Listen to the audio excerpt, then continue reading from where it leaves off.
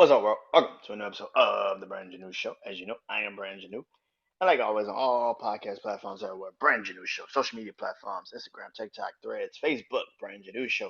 YouTube channel, BrandonJaneauShow. For the visuals of this episode, hope you guys enjoy this because tonight is Life in Times with Music, the artist breakdown. Oh, yeah. Let's get into it, man. Tonight, artist breakdown is somebody I grew up on, I grew up listening to, and this Sunday will be making history performing at the Super Bowl halftime show. That is the one, the only, Usher. Yeah, man. Usher dropped, I think, at like 94, 95. People forget. Like, Usher had his first album come out like in 95, 96, shit like that. It's called Usher. It was produced by Diddy. Yeah. Um, yeah. Um, Usher didn't really become the man until 1990, what, 8, 99, with the My Way album. And My Way became a classic. That album is top tier, iconic, one of the greatest R&B albums, one of the greatest R&B trilogies that has ever been created. My Way was the shit. That album had You Make Me Wanna, Slow Jam, with him and Monica, Nice and Slow. Oh yeah, like, bruh, My Way, the single. I love that video. I will always love the My Way video. That shit was fire. Like, that shit was fire. But My Way was one of the best R&B trilogy albums. It started that trilogy of Usher's albums, and it came out like I said, like 98, 99, and it made him a megastar, man. One of the best R&B artists of all time, which then goes into 2001 where he became what, king, prince, whatever the fuck you want to call it. The dude was that motherfucker in 2001. 8701 drops, and it just solidified his greatness. It really fucking did, man. It solidified his greatness. Um, he drops this album, man. 8701. I remember when the album got some songs got leaked, like Pop Your Collar, I think it was called. Yeah, Pop Your Collar came out, and everybody said, "Oh my god, what the fuck is this?" People was like, "Oh my god, what the fuck? What the fuck is this?" And I remember people being like, "Oh shit, Usher might have lost it, bro. Like, what the fuck going on, bro? This is the first single off this album. This what we getting? Oh my god, what the fuck is this?" And man, and it was like, "Oh, y'all really think that's the song about to? That's what the album gonna sound like?" Okay, and he just went crazy. You remind me. You don't have to call. Oh, damn, you got it bad. Oh man, 8701 was the shit. Can you help me? Oh man, nigga. Yeah, 8701 was the shit. That project, man, is again, like I said, in the trilogy of R&B albums, man, 8701 should be somewhere in a shrine, some fucking where. Like that album was R&B greatness, which leads into '04. Yeah, yeah, it is the 20-year anniversary of Confessions when this year. The iconic Confessions album, man. That is like Usher is one of them, man. He has, like I said, three albums: My Way, 8701, and then the Confessions album. Just R&B greatness. He drops the Confessions album. It's everywhere. Burn, Caught Up. What else? Confessions Part Two, Superstar, and of course, yeah, yeah, yeah. Oh man, like dude was everywhere, and of course, This is also around the time when he really started connecting with Atlanta artists, Lil Jon, Ludacris, and that's when he jumped on Lovers and Friends, which fucking iconic, fucking iconic, man. I should have taken a break, man. He left. He dipped again for a good bit of time, man. He left for a good bit. Um, I want to say he came back in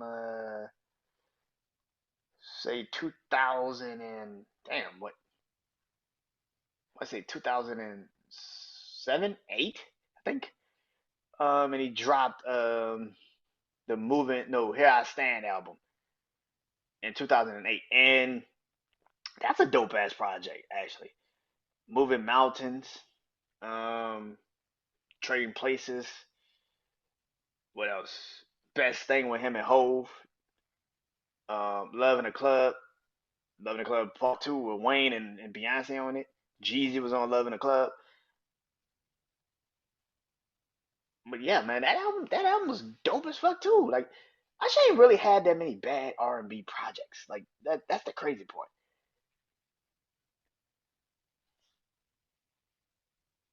But around this time, he also became really invested into making artists. And this time around, about around 2009, 2010, is when he signed this artist from Canada named Justin Bieber. Yeah, Usher signs Justin Bieber to his management team and everything. Gets him signed to LA Reid, Def Jam, Island Def Jam. They become, and Justin goes on to become one of the biggest artists, especially of the last decade and got his goddamn self. But around 2010 is when he released Versus Usher versus Usher, and on this album is when he hit the comeback scene. My God, OMG, Will I Am, DJ got us making love in the club, Philip making love in the club, DJ got us falling in love again with Pitbull. He had another version of this album with Lil Freak with Nicki Minaj and Hot Toddy with him and Jay Z. Papers, uh, him and Plies did a song together. Yeah. What else was on that fucking album? It wasn't just those songs. There goes my baby. Yeah, that nigga had some hits on that bitch. I ain't gonna lie. When you looking back at it, like, damn, that nigga had some fucking songs on that motherfucker. Yeah, that album's fire. But that was like his comeback time. And him and Justin Bieber also did a song. I can't remember the fucking name of that song. I cannot remember the name of that song, but that shit was every fucking where. Um,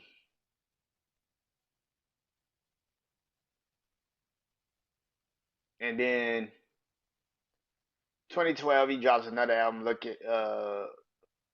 Looking for myself, I think it was, and that's when he had Climax, Let Me See featuring Rick Ross. They went on and had some hits together. All in all, man, Usher has had some classic albums and some classic singles and some classic collaborations, some classic just everything. The man's been around for damn near 30 fucking years. That's crazy to think. Usher's one of my favorite artists. You know, like I said, I grew up on Usher, man. Um, and to see the man still damn killing it. You know, the residency in Vegas is crazy. Like the fact that you see clips of this shit. Yo, this nigga got people breaking up with each other. Like that is ridiculous. Like that's fucking crazy. Like you got people breaking up with each other and shit because of the shows. Like the dude is on a different level, man. He's one of the greatest R&B artists of all time, man. Anybody that tells you that he's not, you're smoking. You're smoking. Now, is he the king of R&B? That's up for grabs. I have no, that's up to y'all, man. It could be R. Kelly. It could be Usher. It could be Breezy. It could be a lot of people. But the king of R&B, that's a hard thing to say. But I will say this, man. He's in the conversation.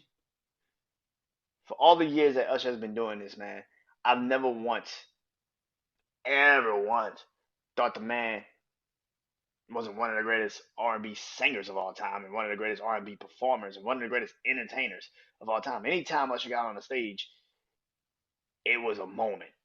You knew he was gonna kill it. I remember the first BT Awards that he did. I remember the first BT Awards, and he came out and was singing "You Remind Me."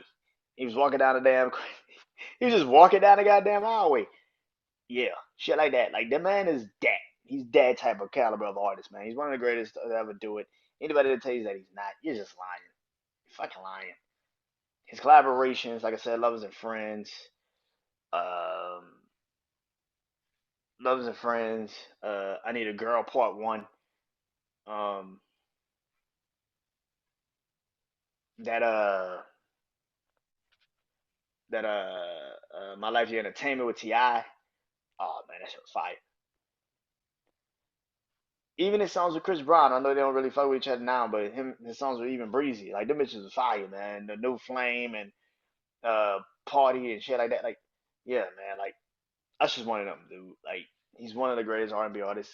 Same girl with him and R. Kelly, like shit like that. Like, the man is one of the greatest R&B artists of all time. Anybody that tell you that he's not, come on, tell you something. Now, I don't know where I'm gonna be Super Bowl Sunday. I have no idea. I'll be in New Orleans, my hometown.